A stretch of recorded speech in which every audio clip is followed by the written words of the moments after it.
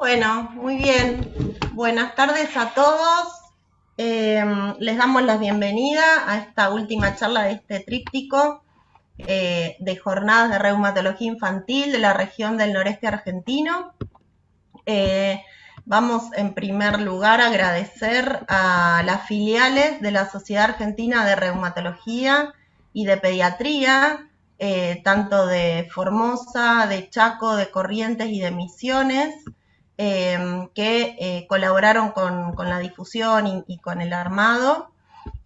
A los doctores Florencia Ahumada, Carola Canteros y al doctor Celso Zamparo, y en especial a la doctora Graciela Espada y al doctor Rubén Cutica, que fueron el soporte y el apoyo tanto en la formación de estos de los disertantes de cada charla como en cada una de estas charlas. Hoy la charla va a estar a cargo del doctor Celso Zamparo. El doctor es formoseño, nacido en una pequeña ciudad de Formosa, General Belgrano. Es médico pediatra y reumatólogo infantil. Su formación pediátrica la hizo en el Hospital Avelino Castelar de Resistencia Chaco y su formación como reumatólogo infantil en el Hospital Pedro de Elizalde de Capital Federal. Y actualmente es reumatólogo pediatra en el Hospital de Alta Complejidad de Formosa y director médico asociado de Parexel BioNTech. Bueno, hoy la charla va a estar coordinada y apoyada por el doctor Cutica, que no necesita presentación, pero bueno, vamos a hacer una mínima presentación. Actualmente es consultor, el doctor, bueno, es reumatólogo infantil, pionero de la especialidad en nuestro país, y actualmente es consultor tanto en el Hospital Pedro de Elizalde como en lugares privados de la ciudad y del país. Les pedimos por favor que cuando vayan teniendo preguntas las pueden ir haciendo por el chat, así las vamos organizando. Y bueno, vamos a disfrutar de esta charla. Yo ahora ya dejo de compartir pantalla.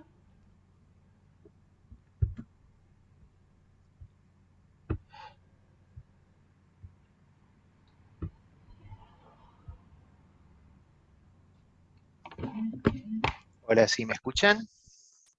Sí, perfecto, Delfo. Perfecto. Bueno, ahí arrancamos.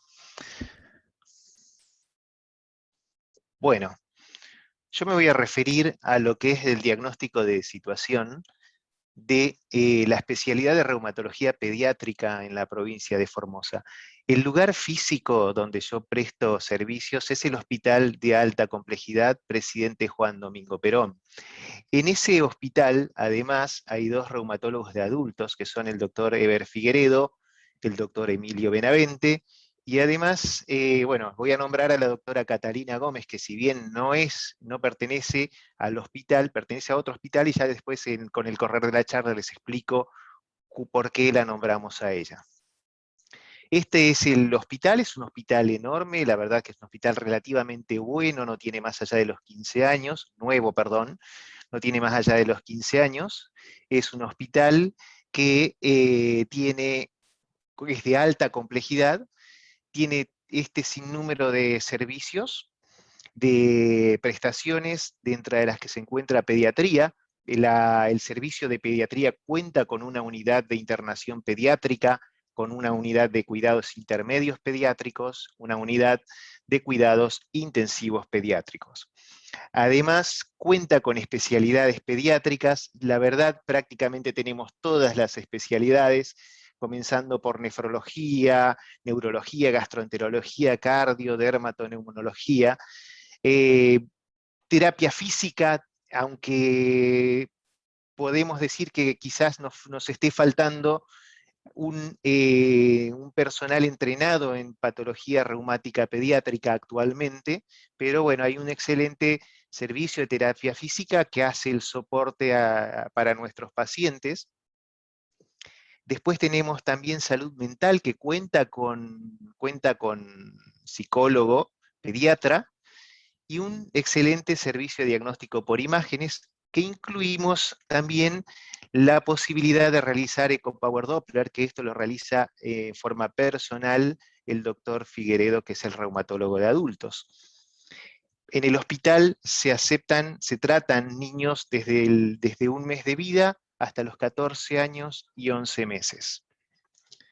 La prestación de reumatología pediátrica, a diferencia de lo que por ahí contó Flor y lo que contó Carola en las dos charlas previas, en este caso se da bajo la modalidad de atención de pacientes en consultorio e internación. Yo voy en forma mensual hace 10 años, desde el 2009 hasta, bueno, hasta el 2019, dado que la pandemia, digamos, limitó los viajes, ya prácticamente estamos a un año y medio sin poder volver a estar físicamente en el hospital. Este es un hospital que no recibe pacientes por demanda espontánea. Todos los pacientes llegan por derivación. No importa si son instituciones públicas o instituciones privadas, no importa si tienen o no cobertura social, pero tienen que llegar por derivación, ¿sí? En el caso de que los pacientes no tengan obra social, tienen que pasar por el Hospital de la Madre y el Niño, que es otro hospital público, que si bien geográficamente no se encuentra cerca del hospital de alta complejidad, pero bueno, es al que acceden tanto los pacientes del interior como de la ciudad de Formosa, para ser evaluados por un pediatra que finalmente va a definir si requiere la evaluación por reumatología pediátrica, va a solicitar la derivación formal al hospital de alta complejidad. Por el otro lado, los pacientes que cuentan con obra social, los pediatras de sus obras sociales expresamente tienen que solicitar la derivación y van directamente al hospital de alta complejidad. Una vez que estos pacientes ingresan, son pacientes del hospital, se sigue por el equipo multidisciplinario propio del hospital, digamos, ya sea el servicio que necesita ir a oftalmología, terapia física, dermato, todas las interconsultas ya se realizan dentro del mismo hospital de alta complejidad. Como les dije, que existe el otro hospital, que es el Hospital de la Madre y el Niño, que este es un hospital pediátrico, es un hospital público, también presenta una infraestructura adecuada, con 5 camas en terapia intensiva, 2 en terapia intermedia, 90-92 camas es la capacidad para sala de internación pediátrica, además tiene consultorios externos, especialidades pediátricas, son los encargados de emitir la autorización para las derivaciones al hospital de alta complejidad. Las interconsultas se realizan en el consultorio o ya sea en internación, pero del hospital siempre de la alta complejidad, no en el hospital de la madre y el niño, excepto algunas excepciones que tuve que ir a ver a algún paciente, pero en general las interconsultas se realizan en el alta complejidad. Por mostrarles algo de la estadística de lo que vimos en todo este tiempo, en un periodo de tiempo que tomamos del 2009 al 2019, vi en total 1.264 pacientes. Como verán, al principio eran muy escasos y después fueron, digamos, sumándose y adquiriendo una cierta regularidad, un número bastante regular, hasta el año 2019, que fue en la última oportunidad en que pude acudir al hospital. Si bien estos números parecen menores a los que, o en realidad son francamente menores a los que por ahí podrían haber mostrado Carola o Flor, tiene que ver con que este es un hospital que no admite demanda espontánea, por lo cual la mayoría de los pacientes que consultan con dolor musculoesquelético en general son filtrados ya y manejados por los pediatras, y los que ellos consideran que potencialmente podrían tener o que requerirían una evaluación mía son los que realmente son derivados al hospital de alta complejidad. Y en cuanto a qué tipo de patologías vemos, acá abajo a la izquierda vemos que obviamente que predomina, supongo como en todos los lugares, la artritis idiopática juvenil, seguida por el lupus, algunos casos de fibromialgia, dermatomiositis juvenil, púrpura de Schönlein-Henoch, y las otras entidades en menor medida. Si nosotros restringimos la población solamente de artritis idiopática juvenil, tenemos este resultado, que es muy parecido a lo que creo que lo mostró Flor, también que le pasa en Misiones, que más del 50% son del subtipo poliarticular. 32% seropositivos y 20% seronegativos. 28% tuvieron AIJ oligoarticular, los sistémicos un 12% y los síndromes de artritis asociados a entesitis un 8%. También hicimos algún tipo de actividad científica durante todo este tiempo. Al principio costó, creo que como le pasó a todo el mundo, veía un paciente por mes, de hecho creo que en los 2 o 3 primeros viajes iba y veía a la misma paciente, hasta que después empezamos a ver de que realmente o los pacientes estaban siguiendo fuera de la provincia o en Buenos Aires, o en Paraguay quizás, entonces necesitábamos mayor visibilidad y los pediatras quizás necesitaban mayor entrenamiento en saber reconocer, detectar y derivar este tipo de pacientes. Entonces arrancamos allá por el 2009, en la segunda mitad del año, un curso muy bueno de educación continua para pediatras en enfermedades reumatológicas, junto con el equipo del Hospital Elizalde. Fue el doctor Rubén Cutica, la doctora Alejandra Pringe, la licenciada Iglesias, el doctor Sinjovich. Y después empezaron a venir los pacientes. Y empezamos a ver que que no teníamos forma de rehabilitar a esos pacientes, que no había gente capacitada en el equipo de terapia física del hospital, por lo cual organizamos el primer curso de rehabilitación en reumatología pediátrica, liderado por la licenciada Judith Iglesias. Hicimos un curso teórico-práctico muy bueno, dábamos la parte teórica, y al día siguiente hacíamos la parte práctica con los kinesiólogos de la provincia, ya de capital y del interior de la provincia, con pacientes incluidos. Y finalmente lo último que pudimos hacer es una campaña gratuita de detección de pacientes con artritis idiopática juvenil. Durante 3 días nos ocupamos de atender solamente pacientes que venían de cualquier parte de la provincia bajo algunos lemas de qué características tenían que tener esos pacientes, y para esos días de atención, obviamente que la demanda fue espontánea. Como experiencia fue muy linda, si bien como resultados, digamos, no tuvimos resultado positivo. Fortalezas y debilidades de la situación, no solo del hospital, sino mía como reumatólogo pediatra itinerante, por así decirlo.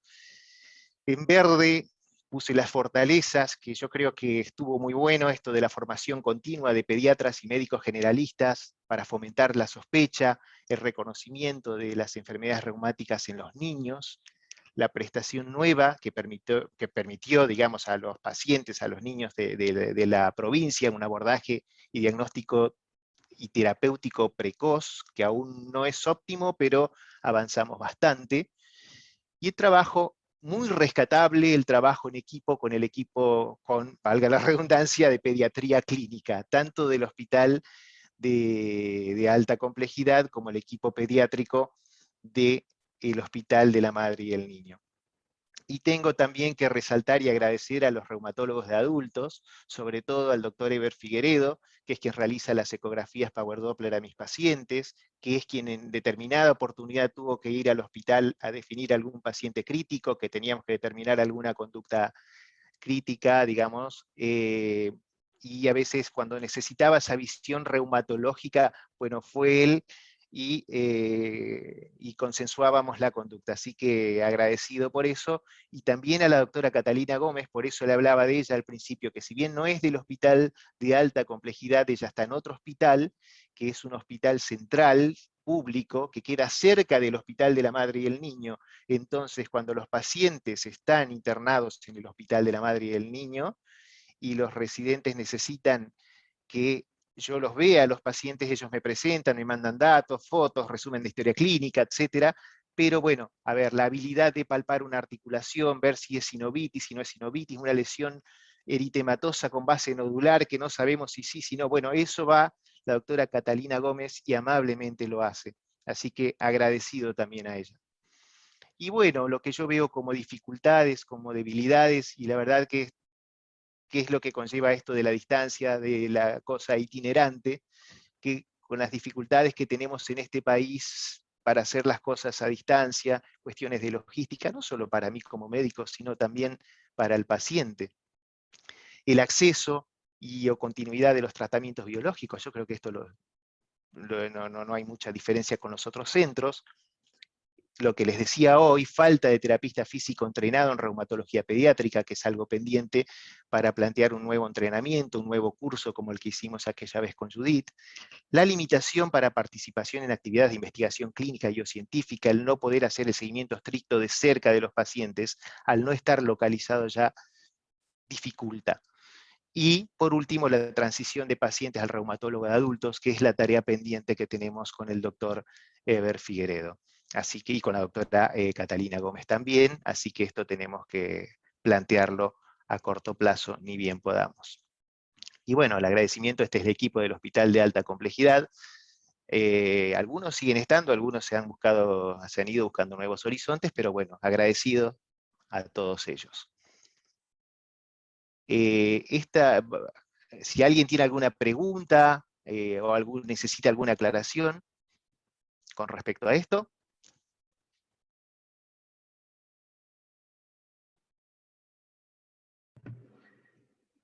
Perdón, yo lo que quisiera es hacer un comentario, porque, bueno, la tercera charla de estas jornadas, que está protagonizada por el doctor Zamparo, nos muestra la tenacidad y las ganas de avanzar de los tres disertantes.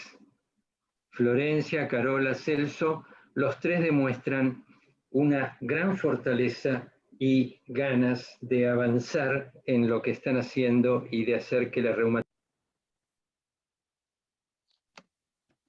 Ay, me parece que se fue. Celso, la doctora Graciela Espada te deja una pregunta en el chat y dice si has visto población indígena nativa de la zona y si los viste, si recordás qué forma de AIJ han presentado, y dice que quizá eso explique algunos números. Sí, exactamente, sí. Tengo población nativa de la zona y en general los pacientes nativos tienen AIJ de tipo poliarticular. Claro, eso es lo mismo que vieron en Salta, me parece que eso se repite, ¿no? En esa población, en ese tipo de población. Gracias, Celso. Gracias a vos, Graciela, por la pregunta. Celso, y antes de continuar, entonces, para que los pediatras de la zona puedan tener una consulta con vos, primero deben consultar en el Hospital de la Madre y el Niño y a través de ese hospital llegan al especialista. ¿Es de esa manera? Exacto, la vía de llegada es, sobre todo si son pacientes de la actividad pública, digamos, si es la actividad privada, directamente a través de la derivación de su obra social, van directamente al hospital de alta complejidad o se comunican con ellos y logran establecer el contacto. Perfecto.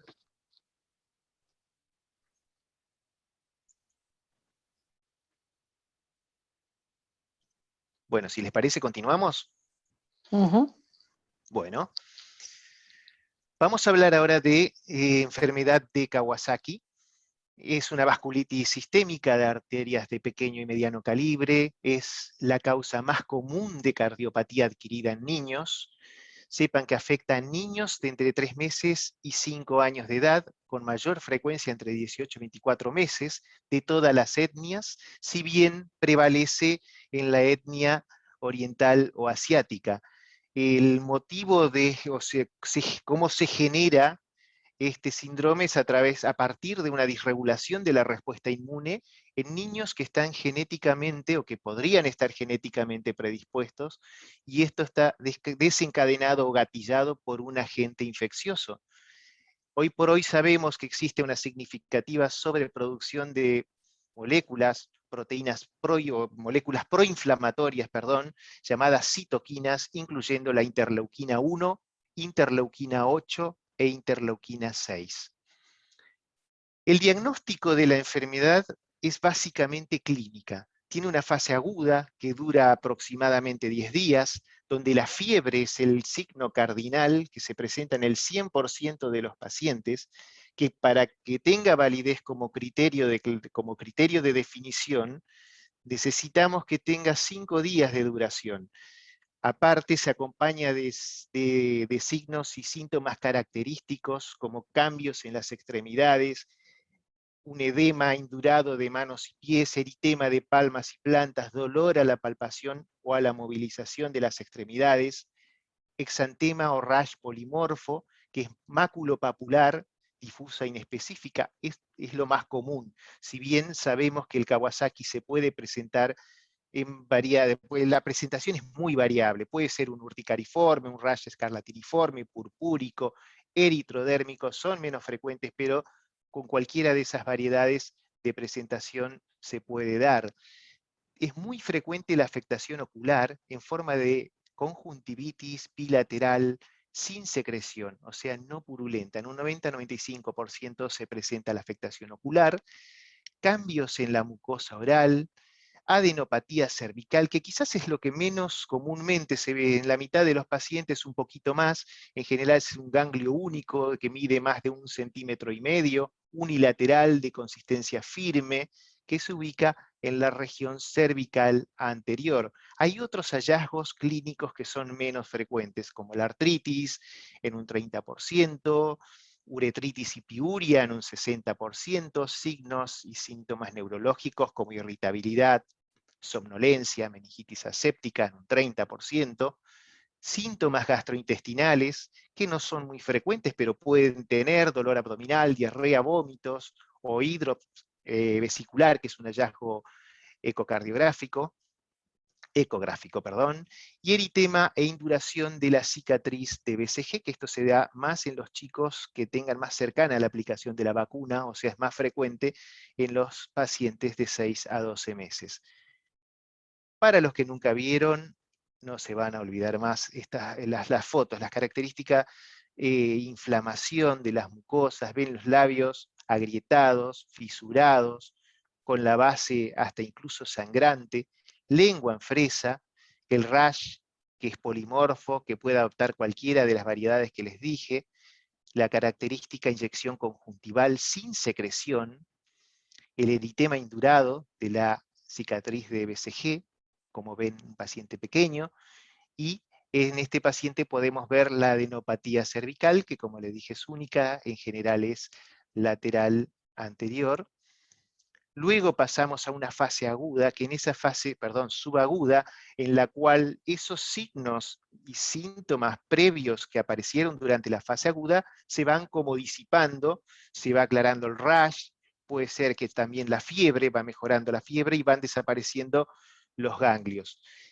Aparece una descamación característica periunguial en dedal que aparece en las extremidades de las manos y de los pies, aproximadamente 2 a 3 semanas del inicio de la fiebre. Además, pueden observarse algunos surcos transversales que son característicos en las uñas de las manos y de los pies, denominadas líneas de Biot.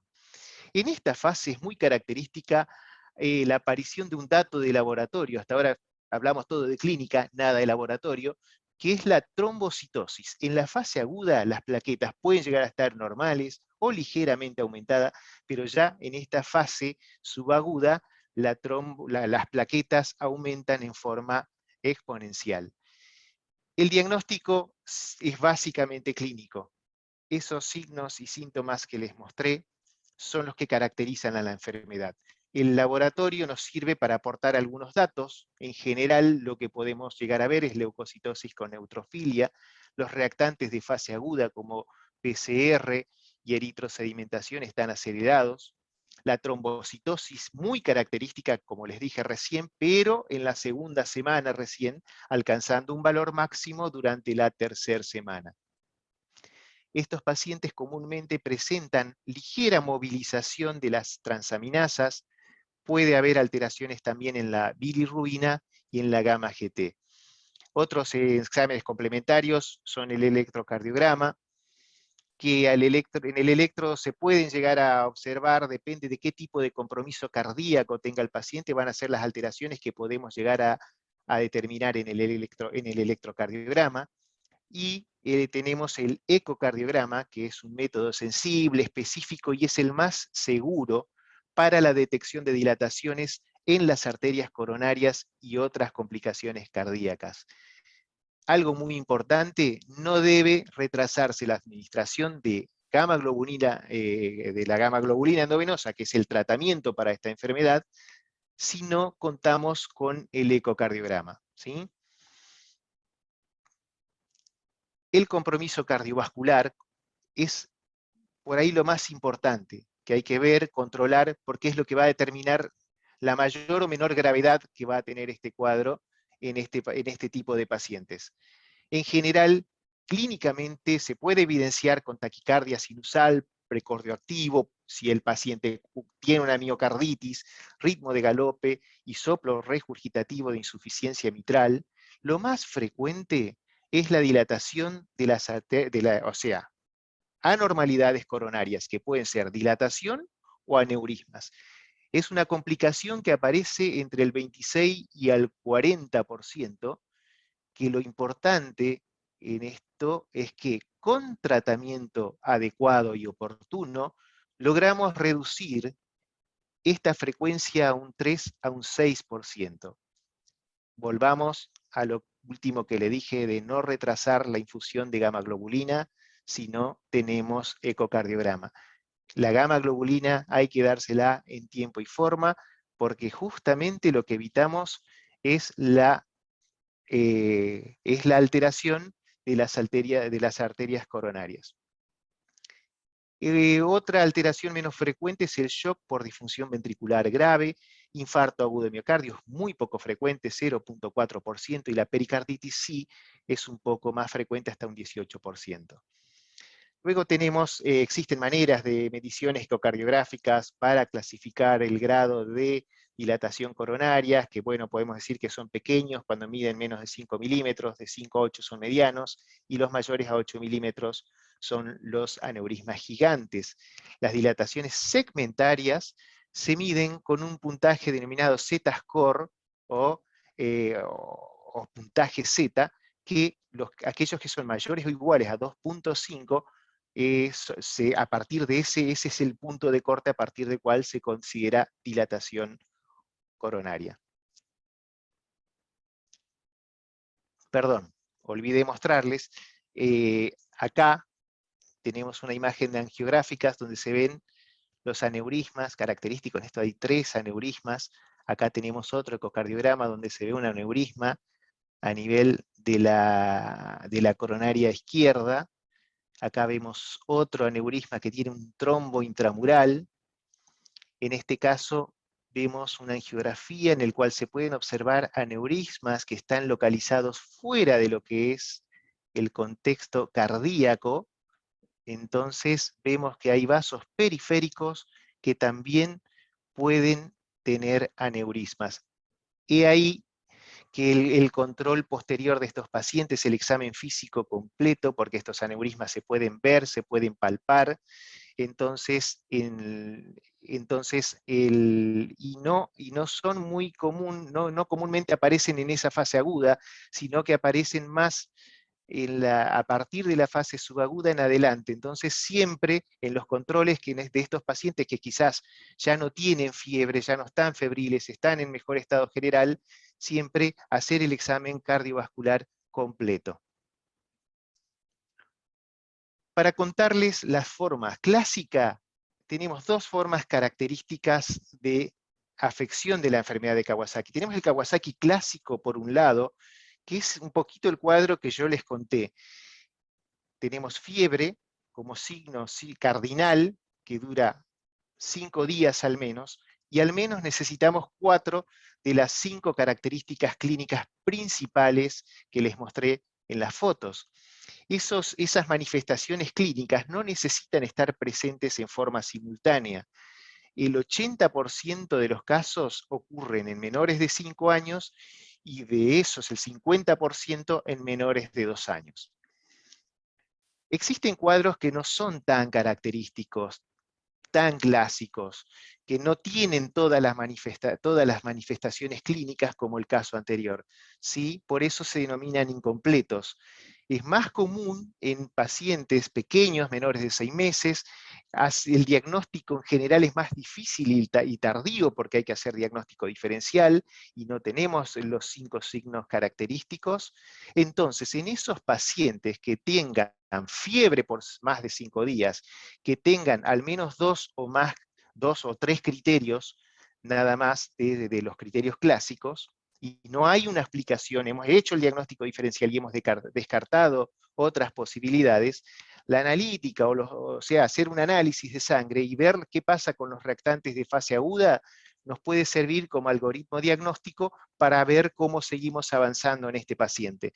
Si nosotros en este paciente tenemos una PCR mayor a 3 o igual, o un aritro mayor o igual a 40 milímetros, entonces, sumando algunos hallazgos de laboratorio, podemos estar habilitados a asumirlo como Kawasaki incompleto y efectuar el tratamiento como corresponde.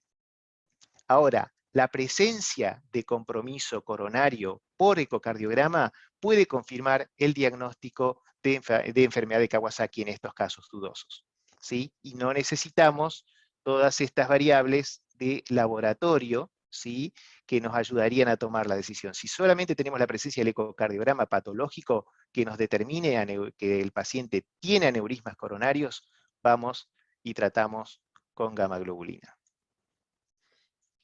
Es importante conocer, o sea, si bien hasta ahora vimos que el compromiso cardiovascular era lo más importante, ahora les cuento que existen formas severamente graves de presentación de la enfermedad de Kawasaki. Una de ellas es el síndrome de shock por Kawasaki, que por suerte la prevalencia es baja, es de menos del 5% del total de los pacientes con enfermedad de Kawasaki. Estos son niños que en general son pequeños, que tienen muchísimo compromiso del estado general, son severamente enfermos, el diagnóstico diferencial de hecho se realiza con shock séptico o síndrome de shock tóxico. En general tienen manifestaciones gastrointestinales severas, con diarreas, deshidratación, tienen algunas alteraciones características en cuanto al laboratorio, como tienen plaquetopenia, tienen trastornos de la coagulación que se pueden exteriorizar por la evidencia dímero de alto, tienen reactantes de fase aguda acelerados, tienen hiponatremia, hipoalbuminemia. En general son pacientes resistentes a la gamma-globulina. Estos pacientes son los que tienen mayor riesgo de aneurismas coronarios, hacen disfunción miocárdica, en general pueden tener marcadores de disfunción miocárdica también en laboratorio que se evidencian con un aumento de la troponina y de la CPK-MB, hasta un 80% de los casos, tienen mayor riesgo de muerte y, según los reportes en los que se pudo determinar a nivel molecular cuál podrían ser las responsables de este síndrome en este grupo etario y de esta tamaña gravedad, se determinó que tenían elevados niveles de interleuquina 6, interleuquina 10, factor de necrosis tumoral alfa e interferón gamma en este tipo de pacientes.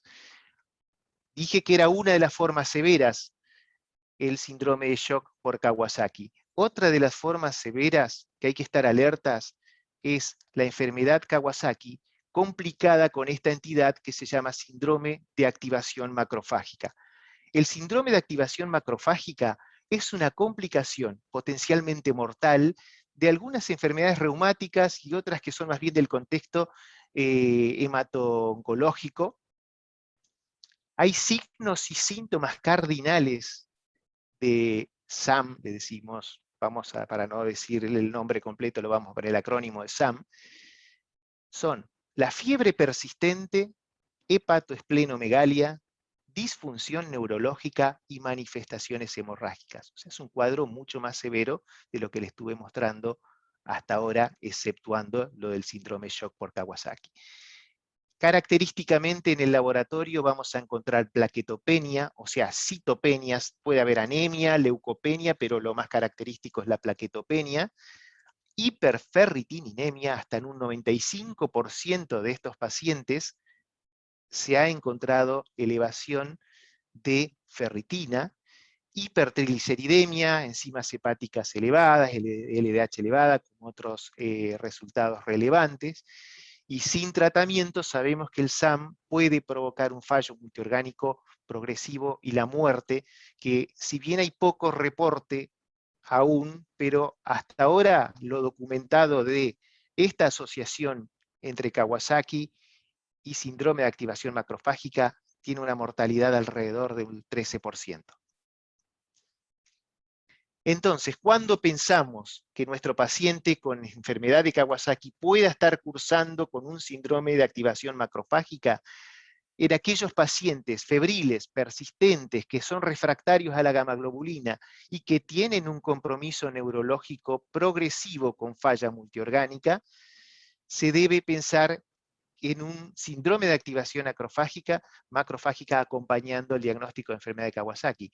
No existen criterios bien definidos para esta entidad en el contexto de un Kawasaki. Nosotros utilizamos, uno de los criterios que utilizamos es los criterios de Ravelli, que es el de AIJ sistémica, en el que fundamentalmente toman como punto la ferritina. Quizás el corte en este caso es muy alto, pero bueno, justamente eso es lo que hay que definirlo para el SAM asociado a Kawasaki. En este caso, la ferritina se debe asociar a la hiperferritininemia a por lo menos dos de las siguientes, que es una plaquetopenia menor a 181.000, elevación de AST más de 48, hipertrigliceridemia más de 156 y fibrinógeno menor a 360. Se trató de establecer algunos factores de riesgo que caractericen a este tipo de pacientes y se identificaron el sexo masculino, la edad de menor a 2 años, la fiebre con duración más allá de los 10 días, la presencia de enfermedad de Kawasaki incompleta y la plaquetopenia. Entonces,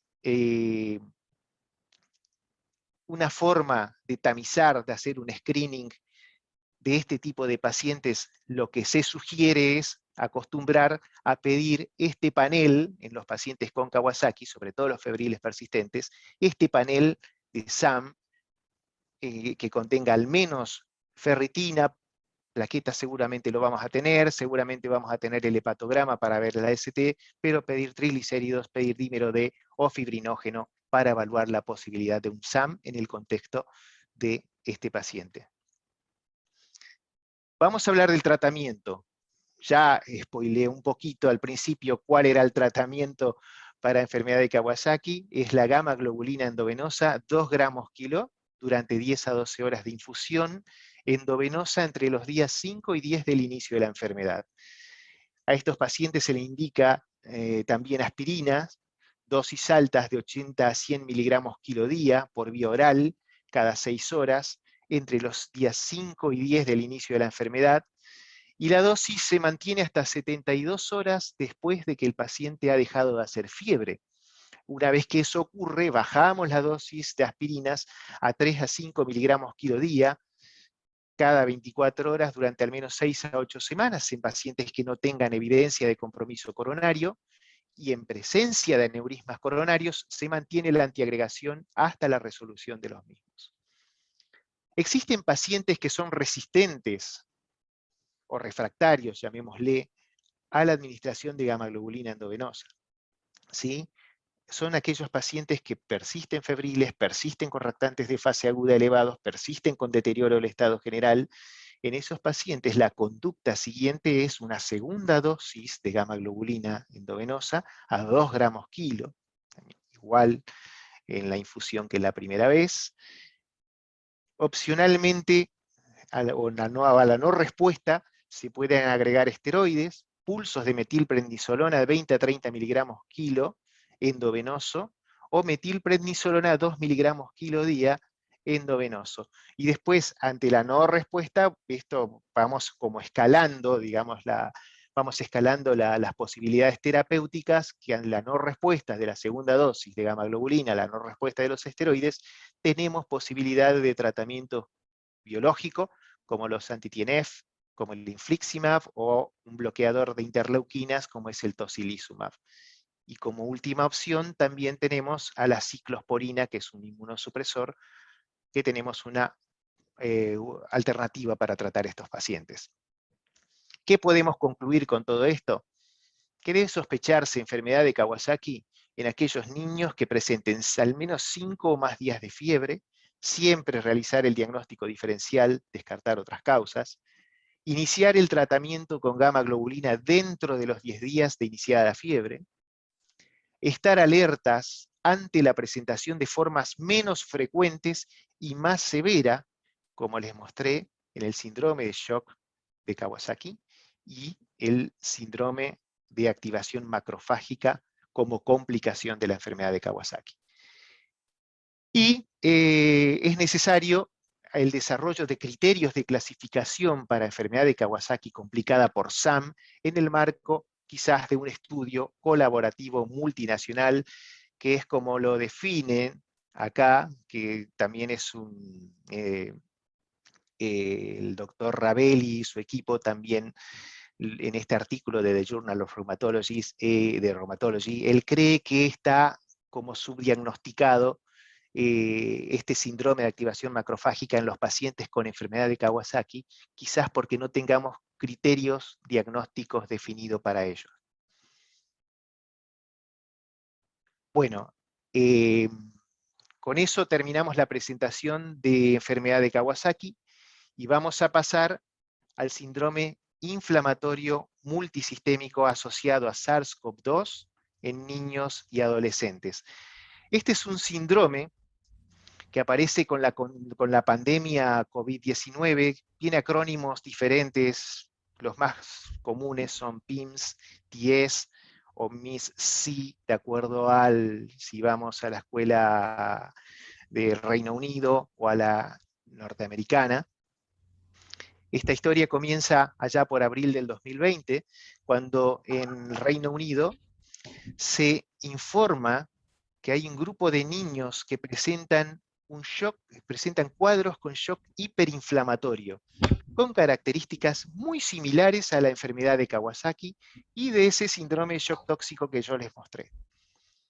Vieron que estaba asociado temporalmente con la infección por COVID-19, que se desarrollaron 2 a 4 semanas después del episodio de COVID-19 agudo, de la enfermedad de COVID agudo, que la mayoría tenía evidencia serológica de infección por SARS-CoV-2, y que los signos y síntomas incluyeron fiebre, erupción cutánea, conjuntivitis, edema periférico, fíjense todo lo que vimos en el contexto de un paciente con enfermedad de Kawasaki clásico, pero asociado a síntomas gastrointestinales, cuadros severos de shock y marcadores elevados tanto de inflamación como de daño cardíaco. En mayo de 2020, el Royal College del Reino Unido denomina a estos cuadros síndrome inflamatorio multisistémico pediátrico asociado a SARS-CoV-2, o PIMS-TS. ¿Sí? Después aparece en la definición de caso por el CDC, por la Organización Mundial de la Salud, y le puse las banderitas de más o menos los países en los cuales se fueron paulatinamente describiendo este síndrome. Bueno, la idea no era hablar de una cuestión molecular, de aspectos moleculares de por qué se genera este síndrome, pero encontré este cuadrito muy didáctico con el cual voy a tratar de explicarles y de que les quede claro. Como sabemos, la infección por COVID-19 tenemos 3 estadios. El estadio 1, que es la infección temprana, el estadio 2, que es la fase pulmonar, y el estadio 3, que podría llamarse la fase de hiperinflamación, ¿sí? Entonces, ¿qué es lo que pasa? En el estadio 1, que es de infección temprana, el niño se contagia, el SARS-CoV-2 coloniza la vía aérea, prácticamente, esto no es condición sine qua non, pero en general, en los niños se saltea esta fase pulmonar, esta fase 2 pulmonar, no existe, o es muy poco frecuente, y después no se sabe muy bien cuál es el mecanismo todavía, si pasa algo parecido a lo que vimos en enfermedad de Kawasaki, que es el sistema inmunológico es como gatillado por el efecto de superantígenos que podría causar algunas partículas del virus. Entonces el sistema inmunológico, a través de los macrófagos, vía linfocitos T helpers, activan por un lado la vía de inmunidad que se llama innata y la adquirida, bajo la producción de citoquinas. Esas citoquinas van a amplificar la respuesta inmunológica y van a atraer más células del sistema inmunológico. Esta respuesta, esta liberación descontrolada de citoquinas, que para que les quede al final, cuando vamos a hablar de tratamiento, les voy a nombrar las más comunes, es interferón gamma, interleuquina 1, interleuquina 2, interleuquina 10 y factor de necrosis tumoral alfa, ¿sí? Esto es lo que se conoce como tormenta citoquínica, que produce atracción del resto de las células del sistema inmunológico, que por el otro lado también los T helpers activando la vía de células B a diferenciación a células plasmáticas, producción de anticuerpos, van a generar toda esta respuesta hiperinmune, que en el contexto de un niño que tenga una predisposición genética, esto hoy por hoy está muy estudiado, y casi con seguridad de que hay una predisposición genética en la cual se va a desarrollar este síndrome inflamatorio multisistémico con las diferentes características clínicas, que en este caso vemos que tiene compromiso de piel, ocular, compromiso de órganos, pulmonar, renal, hepático, cardiovascular y del sistema nervioso central. Celso, Sí. Discúlpame, tenés 8 minutos más o menos, porque ya son menos 10, te digo, para que más o menos te puedas organizar para después poder hacer las preguntas. Ok, vamos rápido entonces. Entonces, estos son los criterios de definición por la Organización Mundial de la Salud, de la OMS. Deben cumplirse 6 criterios, los 6 criterios, ¿sí? La edad menor de 19 años, la fiebre de al menos 3 días, signos clínicos de compromiso multisistémico, dentro de los cuales lo más frecuente que vamos a ver es hipotensión o shock, disfunción miocárdica, con elevación de troponina o proBNP, que son los 2 marcadores de difusión miocárdica, coagulopatía evidenciada por aumento de dímero D, y la frecuencia de signos gastrointestinales agudos, que es muy frecuente. Estos niños tienen normalmente diarrea, vómitos, dolor abdominal, que en su momento hay que hacer diagnóstico diferencial con un abdomen médico y o quirúrgico, tienen marcadores de inflamación elevados, hay que hacer diagnóstico diferencial y descartar algún otro tipo de infección, sobre todo shock estafilocóxico, estreptocóxico, y por supuesto la evidencia de la infección por COVID, que esto se puede hacer por vía real-time PCR, por serología positiva de IgG o IgM, o por test de antígeno positivo o el nexo epidemiológico positivo. Entonces, ¿cómo hacemos el abordaje de estos pacientes? Le pedimos todos los laboratorios que necesitamos para la definición de caso, el diagnóstico diferencial, descartar otro tipo de infecciones, pedir el estudio para confirmar la presencia de COVID, ver o valorar la posibilidad de otros exámenes complementarios, dentro de los cuales lo más importante es el electrocardiograma y el ecocardiograma. Y todo este trabajo, esta disquisición, hay que hacerlo en forma multidisciplinaria, ¿sí? Entonces, ¿qué fenotipos de enfermedad vamos a tener? Básicamente vamos a dividir en 2, ¿sí? Los que tienen fenotipo de Kawasaki, que ya sea su forma clásica o su forma incompleta. Por el otro lado vamos a tener el fenotipo que es inespecífico, que es lo más común, ¿sí? Pacientes que entran en shock, que van acompañados de fiebre, con compromiso gastrointestinal, respiratorio y o neurológico. Las principales diferencias descriptas a la fecha entre lo que es un PIMS y enfermedad de Kawasaki son las siguientes. Entonces, el PIMS es más común en niños y adolescentes, es más común en la raza negra hispana, es más común que observemos síntomas gastrointestinales y neurológicos como forma de presentación inicial. Y esto es muy importante, la presencia de disfunción miocárdica y shock. es muy frecuente. La tendencia a la linfopenia y trombocitopenia, y también la elevación de marcadores inflamatorios, especialmente PCR, procalcitonina y la ferritina. Hoy por hoy sabemos que existen estudios que demuestran que hay un inmunofenotipo distinto de COVID-19 agudo, de los pacientes con enfermedad de Kawasaki, o de aquellos que tienen síndrome de activación macrofágica. Estos hallazgos clínicos pueden ayudar a distinguir lo que es un PIMS de lo que es enfermedad de Kawasaki, pero la confirmación, esto es muy importante, la confirmación de PIMS versus Kawasaki va a depender del resultado para COVID, ¿sí? Para SARS-CoV-2, o el nexo epidemiológico positivo. Entonces, aquellos pacientes que son SARS-CoV-2 positivos, que cumplen con criterios de enfermedad de Kawasaki, ya sea completa o incompleta, deben ser asumidos como PIMS y recibir el tratamiento estándar para enfermedad de Kawasaki.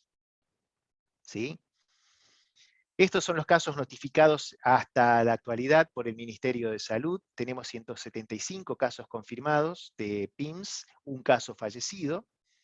Este es un estudio que se hizo, se está haciendo a nivel de Latinoamérica y Argentina como digamos, país participante. Pudimos filtrar los datos a nivel país, de 12 centros, 82 pacientes. Esta es nuestra casuística y vimos que la edad mediana de presentación fue de 6.5 años, la comorbilidad fue de un 15%, o sea, hay 12 pacientes que presentaban comorbilidades, de las cuales las más frecuentes fue la enfermedad pulmonar crónica en un 33%, después venía la prematurez en un 25%, y algunas cardiopatías congénitas operadas hasta en un 16%. Signos y síntomas más comunes que vimos en nuestra población: mucocutáneo, conjuntivitis, gastrointestinal, entre un 60 a 63%, shock en un casi un 40%, deshidratación en un 27%, disfunción miocárdica se vio en un 18%, 54% requirieron internación en cuidados intensivos, y de ellos 17% requirieron asistencia respiratoria mecánica. Falleció un solo paciente, lo cual hace un 1.21%. Las alteraciones de laboratorio que más comúnmente pudimos ver: dímero D elevado en un 56%, la ProBNP elevada en un 78%, ojo que es un marcador de disfunción miocárdica. Fíjense la relación con la troponina, que fue muy bajo, porcentaje positivo un 24%, la PCR cuantitativa en 100%, y la ferritina elevada hasta en un 80%. Y en cuanto a la detección de SARS-CoV-2, la mayor parte, hasta en un 60%, se hizo por método ELISA para IgG. Rápido, para redondear, el tratamiento de estos pacientes, una vez que identificamos el paciente, el tratamiento inicial es con pulsos de gamma globulina endovenosa, 2 gramos kilo, se pasa en 12 horas, y se puede agregar pulsos de metilprednisolona 1 o 2 miligramos kilo endovenoso durante 3 a 5 días para las formas leves, o pulsos de metilprednisolona 30 miligramos kilo día endovenoso para las formas más graves, ejemplo, formas de presentación de shock. Aspirinas, se le indican aspirinas 80 a 100 miligramos kilo día cada 6 horas, hasta 48 horas a febril, aquellos que tengan fenotipo enfermedad de Kawasaki. Y después aspirina 3 a 5 miligramos kilo día hasta la normalización de plaquetas, reactantes de fase aguda y el ecocardiograma si existiese alguna alteración. En caso de que el paciente persista febril con empeoramiento clínico o persistencia de la inestabilidad hemodinámica, afectación de nuevos órganos o sistemas, o los parámetros de inflamatorios muy altos, se puede indicar un segundo pulso de gamma globulina a 2 gramos kilo día, más metilprednisolona 10 a 30 miligramos kilo día endovenoso, y en aquellos que tengan alto riesgo de resistencia a enfermedad de Kawasaki, que tenemos una caracterización de ese tipo de pacientes, también asociar el segundo pulso de gamma globulina al tratamiento con esteroides, y valorar biológicos bloqueadores de la interleuquina, aquellos fenotipos predominantemente de tormenta de citoquinas.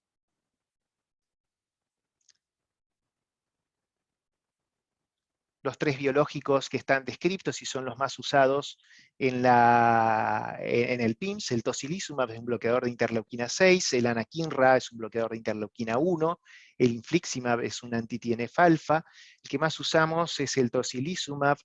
Lamentablemente anakinra no contamos porque sería el más útil, por así decirlo, el más seguro, en el sentido teniendo en cuenta la vida media corta que tiene este biológico. Ante la aparición de un evento, ejemplo, una infección, suspendemos, se hace el tratamiento y el seguimiento correspondiente del paciente sin mayores dificultades.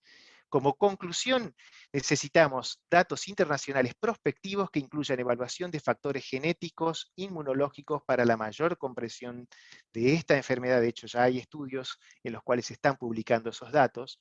El diagnóstico oportuno, el manejo multidisciplinario y la rápida supresión de la inflamación sistémica se asocia a una evolución favorable en la mayoría de estos pacientes, y existen diferentes guías y consensos de tratamiento en la actualidad, adoptar la más adecuada de acuerdo a las posibilidades de cada institución.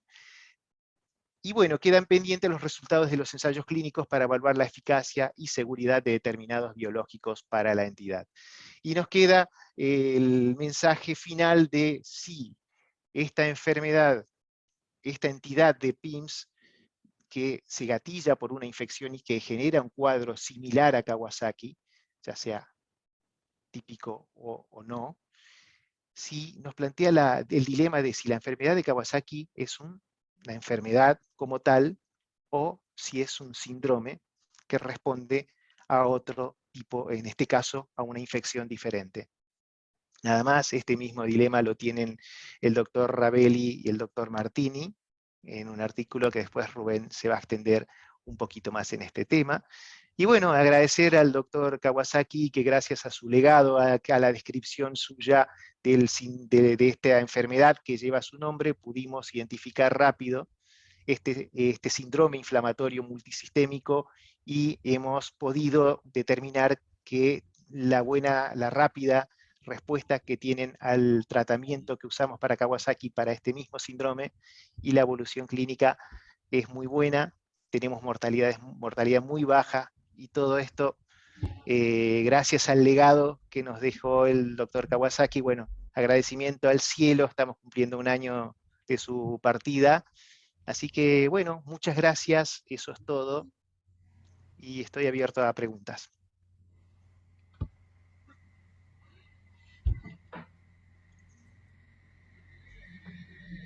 Bueno, Celso, excelente, hay un montón de felicitaciones. Doctor Cutica, no sé si quiere empezar usted a hacer un poco esta disquisición entre Kawasaki, enfermedad o síndrome.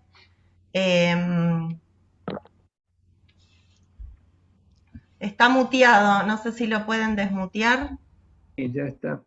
Ahí. Ahora, ¿te parece que demos lugar a las preguntas primero y después al final ¿Cómo no? un poquito?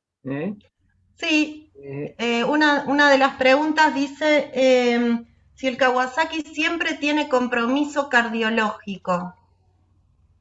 No, de hecho, justamente hablamos de que el compromiso cardiovascular es lo más importante, pero no es lo más frecuente, gracias a Dios. O sea, hay un 20 a un 40% de posibilidades que encontremos alteraciones de las arterias coronarias, y después otro tipo de afecciones como ser disfunción miocárdica, valvulitis o pericarditis son mucho menos frecuentes. Perfecto. Y después Graciela Espada había preguntado sobre la prevalencia de síndrome de activación macrofágica y Kawasaki, y después pone que era sobre el paper de Ravelli del 2021, que creo que vos lo mostraste. Y creo que habías dicho que era un 13% más o menos, pero bueno, no sé. No. ¿Querés aclarar algo? Sí. En realidad la prevalencia no se sabe, justamente por esto del subdiagnóstico. Lo del 13% era de acuerdo a los casos publicados en la literatura, que creo que no llegaban más de 8, Entonces, ellos hicieron un estudio de todo lo que había publicado y todo lo que habían reportado, eran todos case reports. Entonces, vieron que la mortalidad era un 13%. Se consideraba que podría llegar a ser ese el porcentaje, pero por lo menos yo no lo vi como prevalencia, no encontré un dato de prevalencia de un dato, digamos, rotundo de qué frecuencia se puede manifestar el síndrome de activación macrofágica en el contexto de un paciente con enfermedad de Kawasaki. De hecho, justamente ellos piensan que no lo pensamos lo suficiente porque no hay criterios, que deberíamos pedir más plaquetas, que deberíamos incorporar quizás a las plaquetas y a la ferritina como parte del screening para de esa manera tener un tamizaje y tener un mayor índice de sospecha de SAM en este tipo de pacientes. Ok. ¿Puedo hacer un comentario? La pregunta fue hecha un poco a propósito porque en realidad hay alguna tasa de prevalencia que es bajísima, y estoy hablando en enfermedad de Kawasaki no asociada a COVID. Es bajísima la prevalencia de síndrome de activación macrofágica. Yo entiendo lo que vos mencionás del laboratorio, pero uno menciona también lo de la clínica, ¿no? Y a mí me parece, voy a escuchar ahora la discusión de Rubén, que todo lo que es ligado a COVID, digamos, la patogenia de lo que es ligado a COVID, toca, digamos, dispara como otras bombas, y es donde el síndrome de activación macrofágica es una forma clínica severa y grave, que no se ve en el Kawasaki común, ¿no? No se ve en el Kawasaki común, sino se ve en los asociados a COVID. Bueno, gracias, Celso. Gracias, Graciela. Hay otra pregunta que dice ¿cuántos PINs tuvieron en Formosa? Sí, sabes. Son 5 pacientes, actualmente está el 5º internado en el Hospital de la Madre y el Niño ahora. Ok. Después dice, quisiera saber si hay alguna otra opción en casos de falta de gamma globulina, si se puede utilizar solo corticoides en estos casos. Sí. Buena pregunta. Buena pregunta porque las descripciones, a ver, justamente por eso yo hablaba de que las guías deben adaptarse de acuerdo a las posibilidades y o necesidades de cada institución, porque no hay guías que hasta establecen que incluso no hay que dar corticoides, que de inicio un tratamiento con anakinra y gamma globulina, y en este caso si estamos planteándonos en la otra vereda de que ni siquiera gamma globulinas tenemos acceso, y sí, démosle mínimo gesto útil, digamos, si lo que contamos es con pulsos de esteroides, démosle pulsos de esteroides. Bueno, y después dice, la SAP en el consenso de PIMS recomienda inicialmente tratamiento con gamma y los corticoides como segunda línea. Sí, hay varios consensos.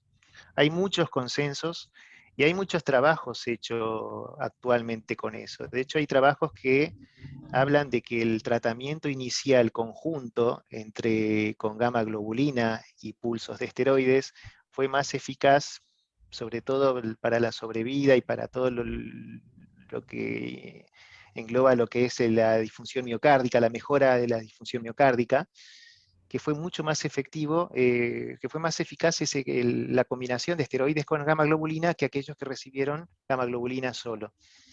Y hay guías que hablan de hecho el estudio Recovery, que es uno de los que se publicó hace poquito en el New England, vieron que realmente ellos no vieron ninguna diferencia en aquellos que recibieron gamma globulina sola, comparado con aquellos que recibieron corticoides más gamma globulina. Así que es relativo, depende de cada guía, depende de cada experiencia de cada centro. Perfecto. Hay publicaciones que avalan las dos cosas. Y la última pregunta dice, es un caso, digamos, en un caso diagnóstico retrospectivo de PIMS, en un fenotipo PIMS sin compromiso hemodinámico, en el momento agudo, ¿hasta cuánto tiempo después del diagnóstico le tengo que hacer el tratamiento con gamma? O sea, hacen un diagnóstico retrospectivo de un fenotipo PIMS que tuvo en el momento agudo, no tuvo compromiso hemodinámico, pero vos lo hacés en forma retrospectiva. Si le tenés que poner o no la gama en el momento que vos lo ves, supongo que esa es la pregunta. Sí, yo O creo si que hay, sirve ponerle la gama yo creo que en después este que ya caso, pasó todo. sí, a ver, que es muy interesante la pregunta y el caso, pero me parece que nos interesaría saber algunos datos más de este paciente. A ver, por ejemplo, ¿qué persistencia a la fiebre? Reactantes de fase aguda. O sea, qué datos de laboratorio y qué datos clínicos me avalan a mí para tomar un tratamiento, para tomar una medida e indicar un tratamiento agresivo en ese paciente, cuando sabemos que la mayoría de los PIMS, o sea, no todos tienen esta forma severa que terminan hospitalizándose y hacen shock y están deshidratados, disfunción miocárdica. No, en su gran mayoría, a veces tienen síntomas que son muy leves, compromiso gastrointestinal, algún rash, fiebre, muy buen estado general, sin compromiso cardíaco, con reactantes de fase aguda normales. Ese paciente, de hecho, la bibliografía habla de que se puede realizar el control en forma ambulatorio, si tiene la posibilidad de hacerlo en forma estricta y cada 48 horas. Incluso ese paciente no necesitaría ni siquiera hospitalización. Ahora, si estamos hablando de otro contexto, un paciente persistentemente febril, o sea, no es un paciente que tuvo, sino que hay algo que está perpetuando ese cuadro, que sí vamos a tener que identificar bien de qué se trata y tratarlo o sea, siempre primero el diagnóstico diferencial, digamos. Si el PIMS es una anécdota en su cuadro clínico o si es el responsable de la persistencia de la clínica que presenta ese paciente. Perfecto, clarísimo. Bueno, quedan 5 minutitos, me parece que podemos aprovechar al doctor Cutica y los dejo a ustedes, Celso, entonces. Dale. Bueno, esta pregunta final me parece que es muy buena y es un poco una pregunta que habla de las dificultades de los consensos y de unificar y de hacer un flujograma que nos diga si el paciente tiene esto, le doy esto, si el paciente tiene otro.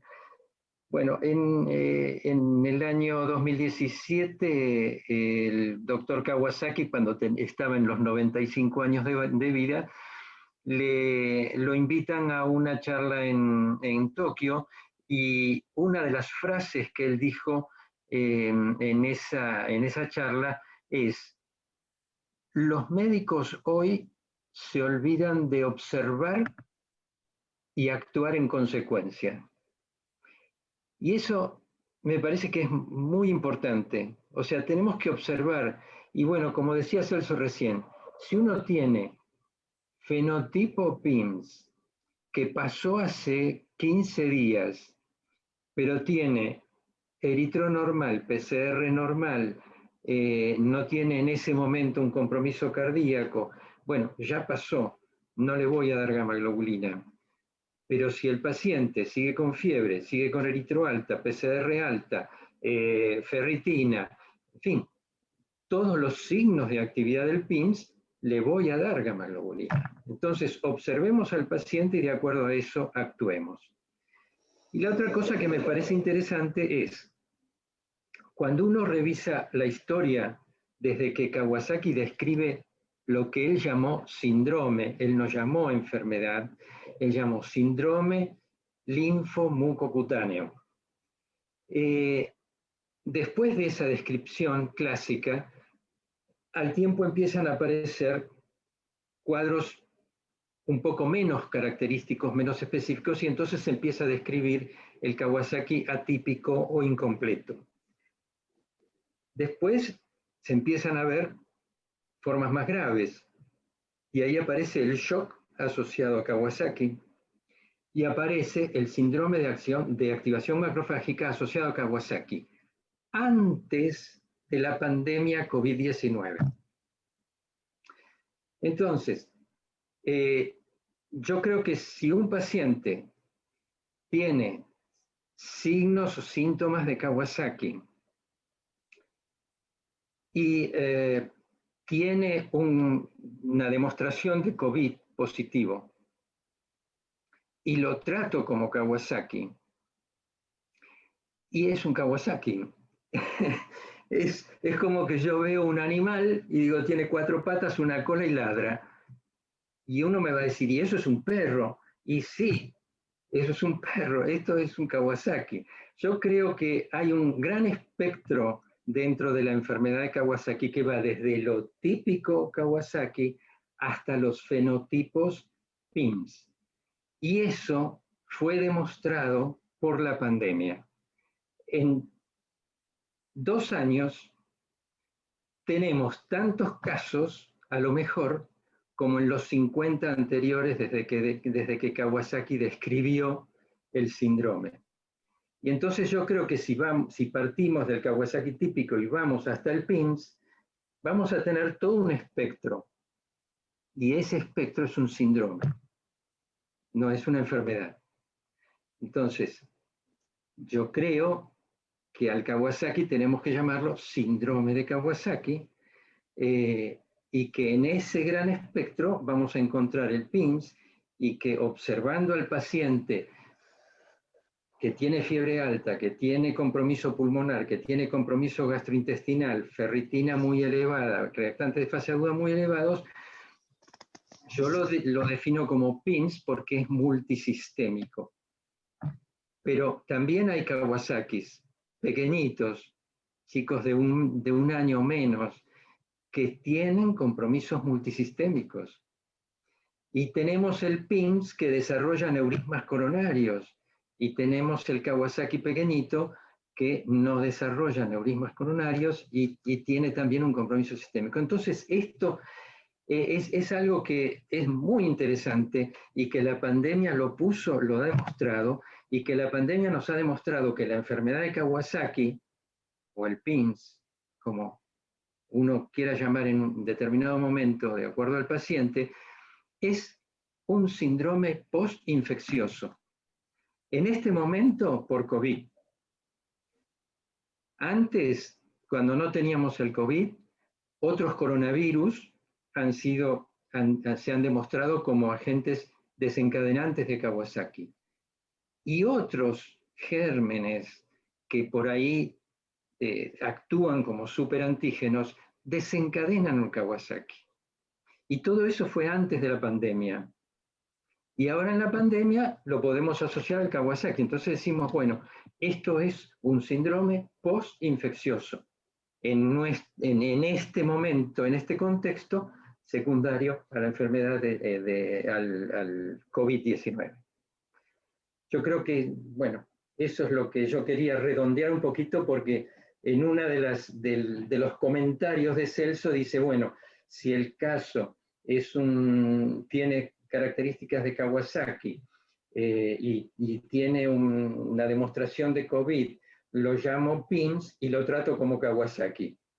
Ese es el perro, ni más ni menos, creo yo. Bueno, excelente, Celso, muy buena la charla, y yo felicito a los organizadores de estas jornadas del Noreste, felicito a los 3 disertantes, a Florencia, Carola y Celso. Los 3 están demostrando que están haciendo una gran tarea en el Noreste, y que los pacientes con enfermedades reumáticas de las provincias del Noreste pueden estar muy tranquilos, que van a estar muy bien cuidados por ellos 3. Nada más, muchas gracias por permitirme hacer un comentario. Bueno, gracias, doctor. Y vamos terminando. Marcela, no sé si querés cerrar vos. Sí, quería agradecer a todos los que estuvieron hoy presentes. Hemos llegado a casi 100 participantes de Chaco, Córdoba, Formosa, Bolivia, La Rioja, Catamarca, La Plata, así que muchísimas gracias a todos por estar. De Rosario también hubo gente. Un esfuerzo conjunto de la Sociedad Argentina de Reumatología, el grupo de estudio. Agradezco a mis compañeros Mariana Fabi, Javier Farfán, bueno, y yo, Marcela Álvarez, que estuvimos juntos para hacer estas jornadas, junto con la Sociedad Argentina de Pediatría, María, Marc Antoni e Isabel Brusco. Bueno, a los disertantes, todo nuestro apoyo incondicional desde ambas sociedades, Celso, Carola y Flor, y a los seniors que siempre nos acompañan, que elevan sin duda el nivel de todas nuestras jornadas, como el doctor Rubén Cutica y Graciela Espada. Así que, bueno, un beso también a Veloso, que fue uno de los iniciadores de la idea. Y bueno, ojalá esto podamos continuar con el resto de las regiones para dar también difusión al resto de reumatólogos pediatras y también para acercar la reumatología infantil a todos los pediatras de distintas regiones del país y unirnos cada vez más con ellos y con los reumatólogos de adultos. Creo que el trabajo en conjunto siempre va a beneficiar a todos nuestros pacientes y que es el objetivo principal siempre de todo nuestro esfuerzo.